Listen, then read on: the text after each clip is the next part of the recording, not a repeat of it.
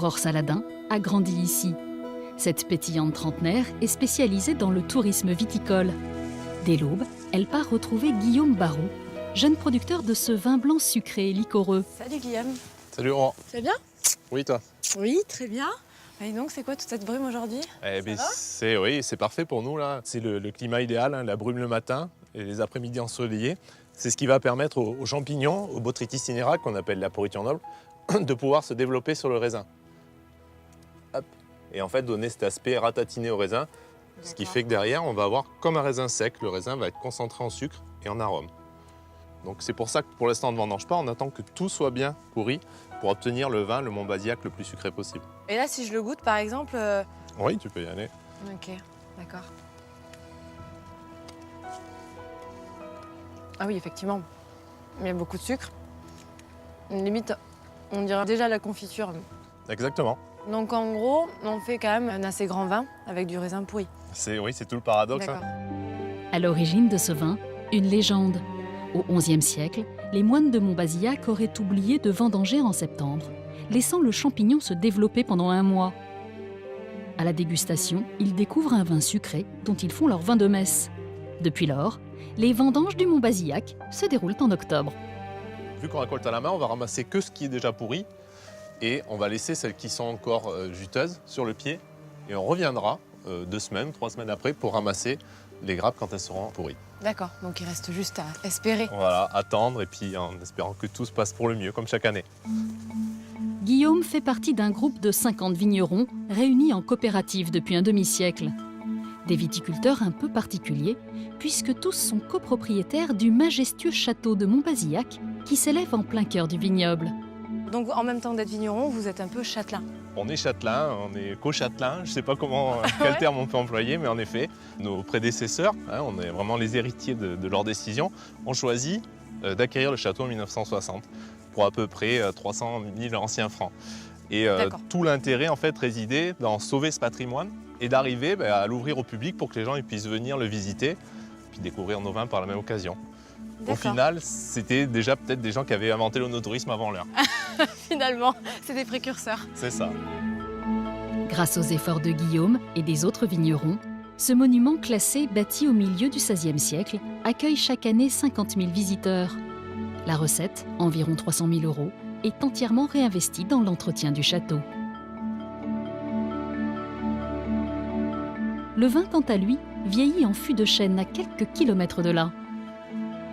Là, tu vois, en fait, le jus de raisin, quand il est juste pressé, il a cette couleur. D'accord, un peu trouble, on voit pas vraiment à travers. Ça sent vraiment le jus de raisin, c'est très parfumé. Il n'y a pas encore d'alcool. Non, c'est juste du jus de raisin. Et une fois ensuite que la fermentation a été faite et que le vin a été levé, je te montre à quoi ça ressemble. Donc là, tu vois, le jus est devenu complètement limpide. Et donc là, le vin est devenu vraiment un vin qui va être apte à la consommation. Ça fait combien de temps qu'il est dans la barrique? Là, ça fait à peu près 1 an. Et c'est des vins qui vont encore rester pendant quelques mois. Et ensuite, c'est la dégustation. Quand on trouvera que le goût boisé est assez marqué sans être trop prononcé, on va le mettre en bouteille pour qu'il puisse être commercialisé. Et donc, si, admettons, moi, je veux faire un petit dîner ce soir, avec quoi je peux servir le Montbazillac? Son partenaire tout trouvé, traditionnellement, c'est le foie gras. C'est un petit peu l'accord de fête. Maintenant, on le sert de plus en plus en apéritif, avec des fraises. On est aussi le pays de la fraise, donc ça se marie très bien avec des fruits frais, juteux, du melon. Et si, au contraire, on veut rechercher un peu plus de contraste, on peut aller sur des fromages, sur du roquefort.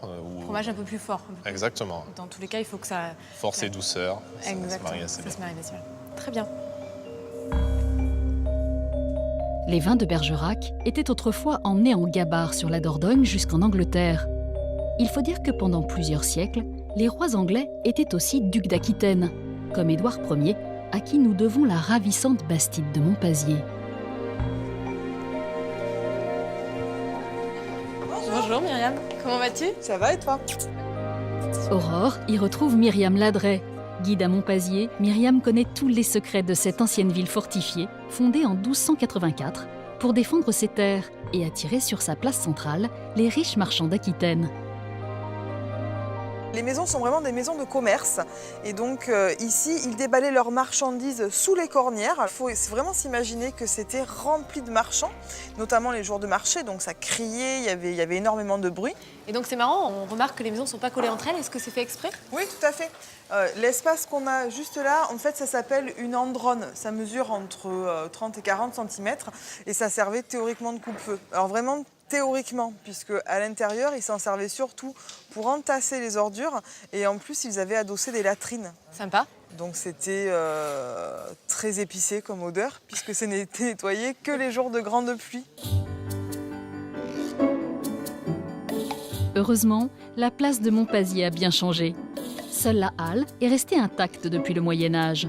Et chose rare, elle conserve un exemplaire unique de comptoir à mesure du XVe siècle. Ce sont des mesures à grains. On venait les utiliser quand on venait vendre les céréales, par exemple.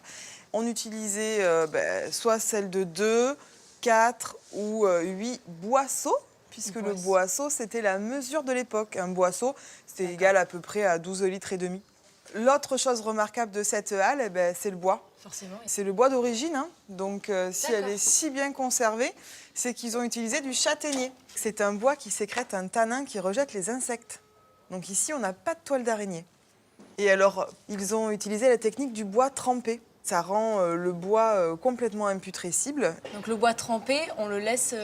comment ça se passe? Voilà, en fait, on le laisse tremper pendant une quarantaine d'années, on le fait sécher pendant une trentaine d'années pour pouvoir enfin l'utiliser et pouvoir le regarder encore de nos jours. Ça se prévoit, une construction. Voilà. La Bastide a conservé son caractère et son architecture exceptionnelle. Au XIIIe siècle, c'est une ville nouvelle au tracé orthogonal parfait. Un urbanisme très structuré, organisé en plusieurs types de voies et de ruelles appelées carrés roux. Alors la particularité, c'est que les plus riches marchaient dans les grandes rues, mais que les plus pauvres ne devaient utiliser que les carrés roux pour leur déplacement. Alors ici, c'était très compliqué, puisque comme il y a très peu de jardins, finalement, on entreposait dans les carrés roux tout ce qui ne rentrait pas dans les maisons. Donc ici, on allait retrouver des poules, des cochons, de la paille. Ils avaient aussi les andrones, hein, donc avec les latrines qui venaient s'écouler ici. Sympa. Alors, ils avaient trouvé une petite solution au niveau de l'hygiène.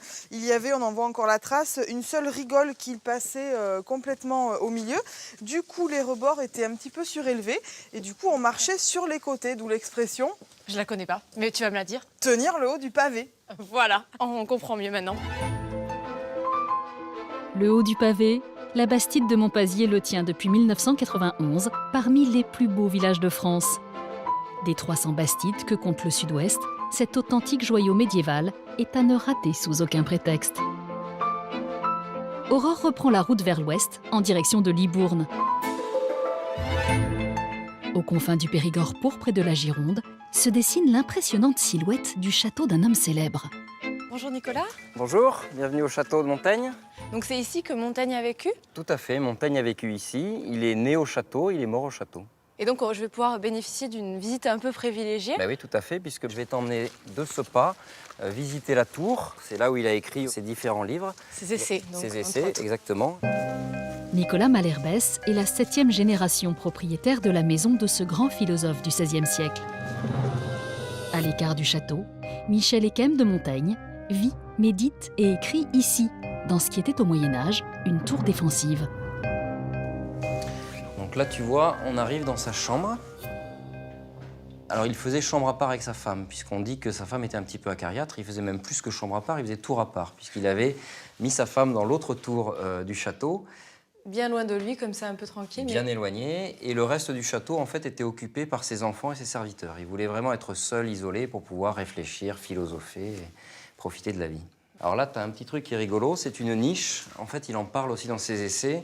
Quand il y avait des gens qui ne voulaient pas voir, qu'il appelait les fâcheux, il se cachait dans cette niche, les personnes entraient dans la chambre, ne le voyaient pas, pensaient qu'il n'y avait personne et repartaient. Donc il était aussi un petit peu farceur, Montaigne. Et donc le lit qu'on voit, c'était le sien? Exactement, c'est son lit et c'était sa malle qui a servi pour ses voyages. C'est impressionnant, mais de voir que quand même c'est son lit d'origine, moi je m'y attendais pas. Et donc c'est dans ce lit qu'il est mort? Exactement. Il souffrait de la maladie de la pierre, donc qui est en fait des calculs dans les reins, qui est une maladie très douloureuse. Montaigne s'éteint ici en 1592, à l'âge de 59 ans, après avoir passé 20 ans à écrire ses essais philosophiques un étage plus haut, dans la librairie. Et donc nous voilà enfin dans l'antre. C'est la pièce principale de la tour, donc c'est là où il écrit ses essais. Donc là, tu as son fauteuil avec un dossier incliné, ce qui n'est pas très pratique pour écrire, mais en fait, il y avait une raison, c'est que simplement, il aimait bien s'inspirer des poètes grecs et latins, et il faisait inscrire sur les poutres au plafond les sentences de ses auteurs préférés. Donc est-ce qu'il y en a une qui t'inspire plus particulièrement? Oui, il y en a une que moi j'aime bien, c'est celle-ci, c'est une sentence de Pline l'Ancien, qui a beaucoup inspiré Montaigne, puisqu'il dit « Seule certitude, rien n'est certain ». Et qui, je pense, est à l'origine de son fameux « Que sais-je », qui est peut-être la sentence la plus connue de Montaigne.